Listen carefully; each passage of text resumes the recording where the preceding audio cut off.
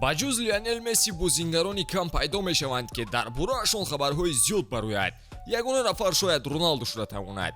аз оғози ҳунари зебояш дар 17-солагӣ дар бораи Лионел Месси шумораи зиёди хабару наворҳо ба нашр баромадаанд.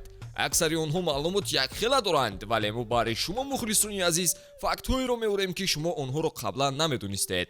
акнун баровар чинед ва тамошоро бо гузоштани лайк зери ин навор оғоз кунед. дӯстон, агар шумо ба тамошои футбол ва дигар навъи варзиш шавқ дошта бошед, агар шумо хоҳед ки тамошои бозиҳо бароятон боз ҳам ҷолибтар гузарад, пас ҳатман аз хизматрасониҳои ширкати 1x истифода баред. дар 1x регистратсия осон ва пардохт аз тамоми гӯшаи канори дунё, вале муҳимтар аз он бонус то $100 дар аввалин пардохт бо промокоди тачфуд. силкаи зарурӣ дар комментария. ба ҳама муваффақият. Лео дасти ягон бонуро дар вақти аксгирӣ намеқапад. Месси бо шӯҳрати касб кардааш дар ҳаёти худ бо ситораҳои зиёде вохӯрӣ мегузаронад. сар карда аз мухлисон то ба ҷаҳониён дар карьераи худ мулоқот кардааст ва албатта ки аз он дидорҳо аксгирӣ низ мекунанд. аксҳои сарвони мунтахаби Аргентина бешуморанд ва баъзеи онҳо бо бонувон мебошанд, чунки нисфи зиёди аҳолии ҷаҳонро ҳам занон ташкил мекунанд. ҷолибаш ҳамин ки Месси бо он нафарҳое ки акс мегирад наздик намешавад, яъне онҳоро намеқапад. шояд шумо гӯед ки ин чиз тасодуфӣ аст, вале фикр кунед чӣ қадар мухлисе ки бо Месси акс нагирифта бошад, Лео боре ҳам дасти худро сӯи онҳо равон накардааст. ҷолиб аст, вале дуруст. баъзеҳо дасташонро ба пушти Месси мегузаронанд, вале Лео ягон маротиба ҳамин гуна муносибатро надорад.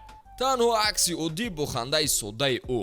шояд ӯ ба ишқи ҳаёти худ вафодор асту ҳурматаш мекунад, ё Антонелла гӯшашро сахт тоб дода назораташ мекунад. ба ҳар ҳол ин ҳам барои Месси чизи ягонааш мебошад.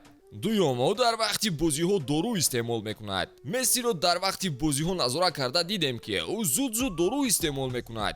аз ин чиз мухлисон дар ҳайрат мондаанд ва аз ӯ дарҳол ташхиси допингӣ низ гирифта шуд. вале ҷолиб аст фаҳмидан ки чӣ дору аст ки Месси бе ӯ наметавонад бозӣ кунад. баъдан маълум шуд ки он глюкоза будааст ки барои дилбеҳазорияш Месси маҷбуран истеъмол мекунад. дар аввалҳои корномааш Месси дар майдон дилбеҳазорӣ дошт ва доруҳо кӯмак мекарданд ки ин чиз бартараф гардад. бале ин чизи ҷиддӣ нест. дилбеҳазорӣ аслан аз чизҳои хурдаи Месси рух медод, вале Лео ба инам нигоҳ накарда бо ҳунари зебои худ дар майдон баромад мекард. Месси дар бадани худ татуҳои зиёде дорад. дасти рост ва пои чапаш қариб пурра холкӯб шудааст. баъзеҳои онҳо тарафи динӣ доранд, чун дар дасташ ин чиз холкӯб шудааст. баъзеи дигар бошад ба оилааш рабт дорад. ӯ акси модари худро дар пушти худ нақш додааст ва ба хотири фарзандаш Тиаго дар пояш холкӯбе задааст. онҳо барои Месси хело арзиши калон доранд: динаш ва оилааш. ҳамсари Лео Антонелла дӯсти замони хурдиаш ва модари фарзандонаш ба ҳисоб меравад. ба ҳамин хотир Месси барои ӯ низ мавқеи муносиб пайдо намуда татуи бари Антонелла кардааст. аввал ӯ акси чашми занашро дар дасти росташ дошт, баъдан бошад лабҳои Антонелларо дар ҷои дигараш нақш дод. он на дар даст ва на дар пой, балки дар ҷои начандон аён буда холкӯб шудааст. одатан нафароне ки ба майнӯшӣ майл доранд дар вақтҳои сархушиашон ба суханҳои зиётӣ оғоз мекунанд. Месси бошад ин ҳолатро сахт назора мекунад. одамоне ки май задаанд аксар вақт бо забони худашон ҳарф мезанад, яъне ба англисию, итолиёвию, испанию дигар забон не. ситораи аргентинӣ бошад ин корро бо забони каталонӣ мекунад. Месси ҳам бо испанӣ ва ҳам каталонӣ озод суҳбат мекунад ва дар ҳолати дар боло зикр карда шуда ӯ ҳамин забонҳоро истифода мебарад. мо ин корро дар вақти ҷашнгирӣ аз ҷом шоҳид шуда будем. намедонем дар алоҳидагӣ бо ҳамдастаҳояш ин нобиғаи футбол чӣ хел суҳбат мекунаду чӣ мегӯяд. Месси ба ҷуз ин ба худ одати мисли беморӣ дорад. ӯ хӯрдану хоб рафтанро зиёд дӯст медорад. тибқи маълумотҳо ӯ тақрибан 12 соат дар як рӯз хоб меравад ва агар ин корро накунад танҳо истироҳат хоҳад кард. махфӣ нест ва ин корро ҳамагон дӯст медоранд. аз хӯроки истеъмол мекардааш фаҳмидан мумкин ки ширинӣ ва фастфуд барои Месси дар ҷои аввал меистад.